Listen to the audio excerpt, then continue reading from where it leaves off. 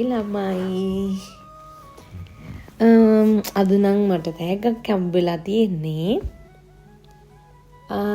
මොකද්ද කියලා තාම දන්නේ නැහැ. මට දැන් ඩිලිවරි ගායි කෙනෙක් කෝල් කරලා කිව්වා පාසල් එකක් තියෙනවා කියලා.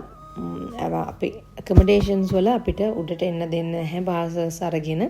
ඒ හින්දා අපි පල්ලෙහාට යන්න ඕන පාසල් එක ගන්න. මං කයට තියලා යන්න කියලා. දැන් බලමු මොකද තියෙන්නේ කියලා.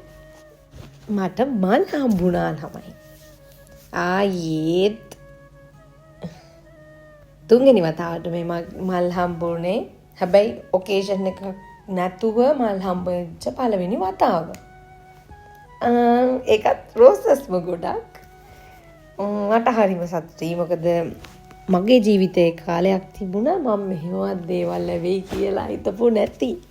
අර කට්ටිය කියන්නේ මල් හම්බෙන්නේ ලකී මිනිස්සුන්ට කියලා. දැන් මං හිතනවා මමත් ඒ ගෲප් එකේ එක්කෙනෙක් කියලා. මේ ලැබෙන හැම ආදරයකටම මාව බලා ගන්නවට හැම දෙයකටම ඉතින් මගේ හස්බන්ඩ්ට මම ස්තුතිවන්ත වෙනවා. මම මේක අවස්ථාවක් කරගන්නවා එයාට මං ආදරේ කියන්නේ. Thank you.